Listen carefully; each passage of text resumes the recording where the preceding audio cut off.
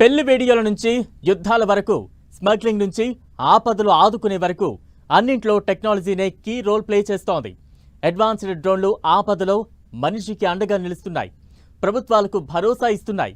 ఇప్పుడు ఖమ్మం, విజయవాడలో వరద బాధితులకు సాయం చేయడానికి డ్రోన్లు యూజ్ అవుతున్నాయి.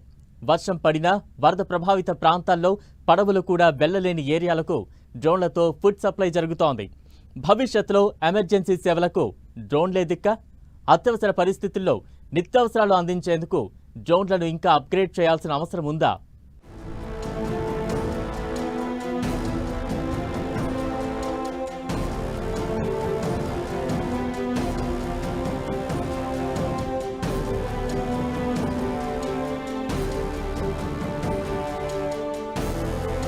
యుద్ధమైన, సాయమైన తప్పనిసరైన డ్రోన్లు. డిజాస్టర్ మేనేజ్మెంట్ లో టెక్నాలజీదే కీ రోల్.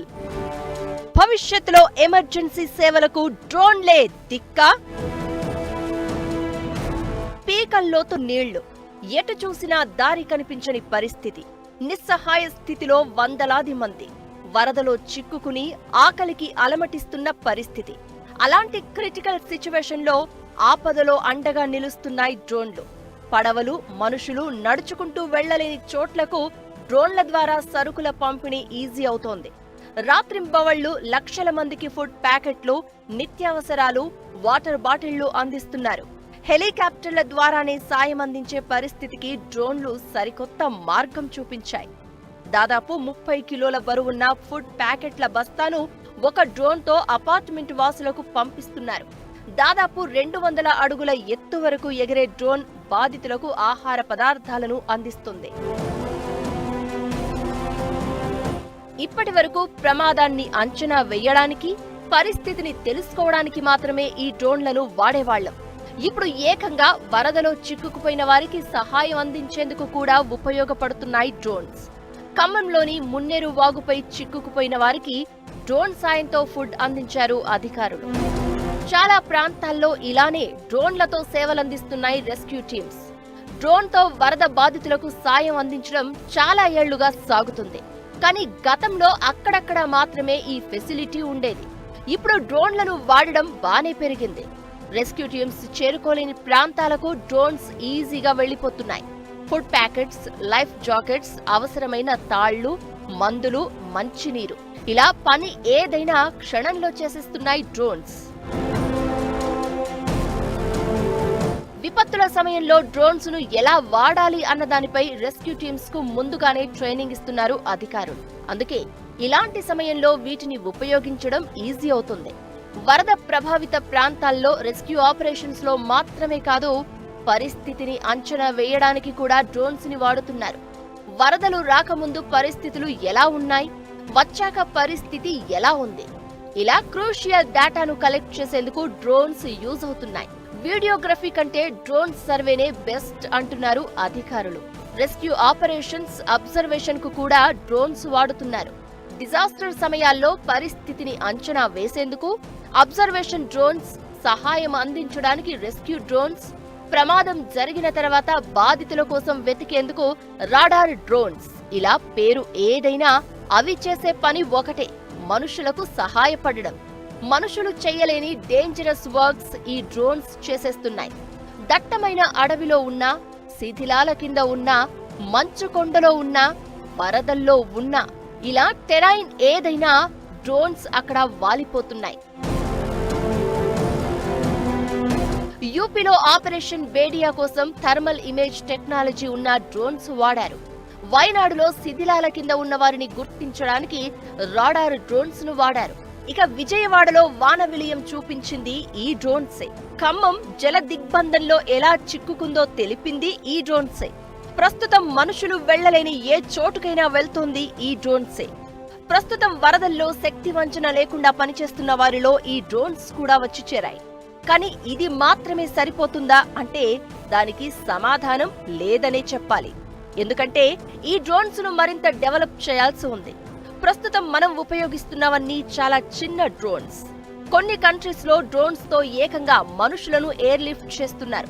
మనం ఈ విషయంలో కాస్త వెనుకబడే ఉన్నామని చెప్పొచ్చు. మన రాష్ట్రంలోని ఖమ్మం, ఏపీలోని విజయవాడలో వరద బీభత్సం సృష్టించడంతో ముంపులో చిక్కుకుపోయిన ప్రజలను కాపాడేందుకు ఎమర్జెన్సీ సేవల్లో డ్రోన్లను వాడి సక్సెస్ అయ్యారు. ఇప్పటిదాకా వరదలు, ఇతర పనులకు ఏరియల్ సర్వే చేసేందుకు డ్రోన్లను వాడారు. మేడారం జాతర సమయంలోనూ డ్రోన్ కెమెరాల ద్వారా సర్వే చేసి అధికారులు ఏర్పాట్లు చేశారు. అలాగే 2 ఏళ్ల కింద హైదరాబాద్ సిటీలో ముంపు ప్రాంతాల్లోని కాలనీల్లో సాయం కోసం ఎదురుచూసే బాధితుల గుర్తింపులో డ్రోన్లు కీలకంగా మారాయి. పోలీసులు, DRF టీంలు వెళ్లలేని ప్రాంతాల్లోని గల్లీల్లోనూ, అపార్ట్మెంట్లో, ఇళ్లలో ఉండిపోయిన బాధితులకు డ్రోన్ల ద్వారా ఫుడ్, వాటర్, మెడిసిన్ వంటివి సప్లై చేశారు. అవసరమైన ప్రాంతాల్లో డ్రోన్ల ద్వారా బాధితులకు సకాలంలో లైఫ్ జాకెట్లు, తాళ్లను పంపించి ప్రాణాలను కాపాడారు. దీంతో ఎమర్జెన్సీ పరిస్థితుల్లో డ్రోన్లు ఎంత అత్యవసరమో ప్రభుత్వాలకు అర్థమైపోతుంది.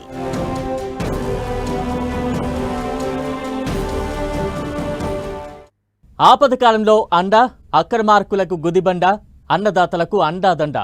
సిచ్యువేషన్ ఏదైనా సరే దాని పని ఒక్కటే, గాలిలో వచ్చి వరంగా మారి ఆపద్బంధువుగా నిలవడమే. 100 మందితో సాధ్యం కానిది సింగిల్గా వచ్చేసి చకచకా పనులు చక్కబెట్టేస్తుంది. అదే డ్రోన్. మనిషికి తోడుగా ఉంటూ విపత్కర సమయంలో బంధువై చేదోడుగా నిలుస్తోంది. పెండ్లిలో వీడియో తీయడానికైనా, నిందితులను పట్టుకునేందుకైనా, యుద్ధాల్లో దాడులు చేసుకోవడానికైనా డ్రోన్ల అవసరం ఎక్కువైపోయింది. దానికి టెక్నాలజీని జోడిస్తే మరింత యూసేజ్ ఉంటుందంటున్నారు ఎక్స్పర్ట్స్.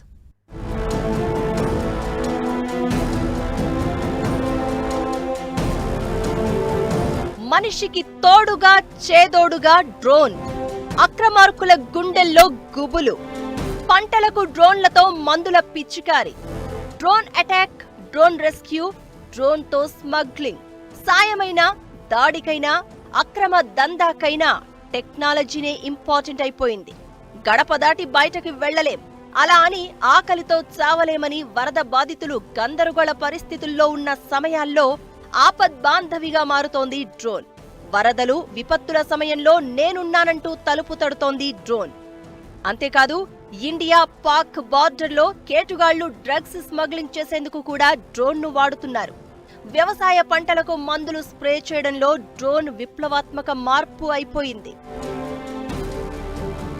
ఊహించని విపత్తు వచ్చినా, నిందితులను పట్టుకోవడానికైనా డ్రోన్ తప్పనిసరైపోయింది. మంచికి, చెడుకు అన్నింటికీ డ్రోన్ కేర్ ఆఫ్ అయిపోయింది.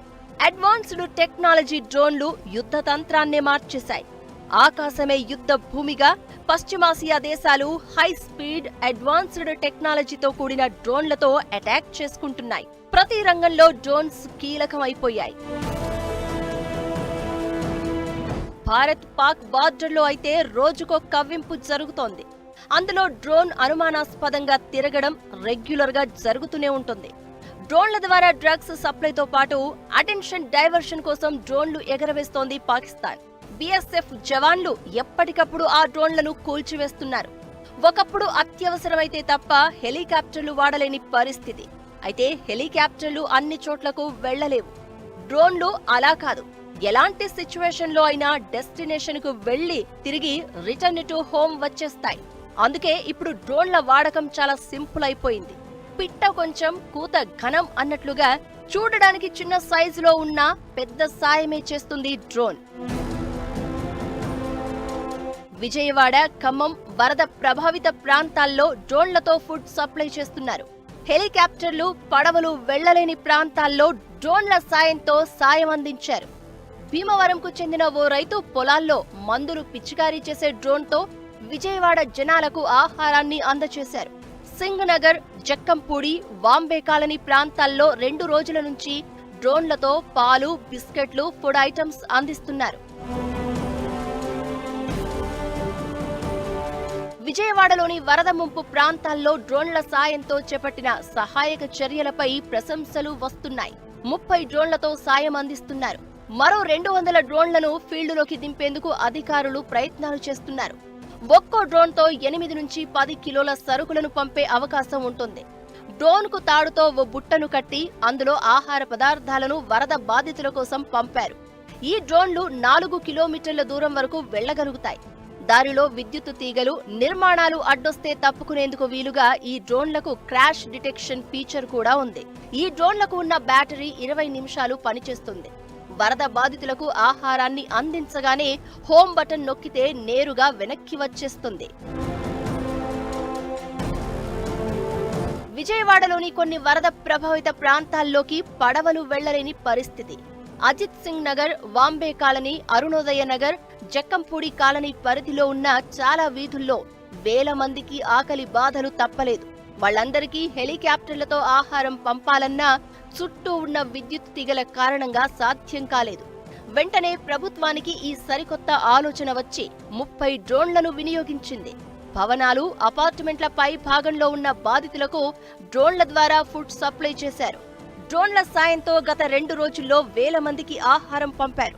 విజయవాడలో ఎవరైనా లొకేషన్ షేర్ చేస్తే డ్రోన్లు ఆ ప్రాంతానికి వెళ్లి ఆహారాన్ని అందిస్తున్నాయి.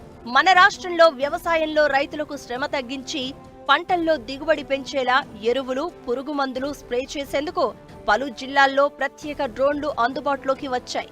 ఇదే తరహాలో డ్రోన్ వ్యవస్థను మరింత డెవలప్ చేసేందుకు ప్రయత్నాలు జరుగుతున్నాయి.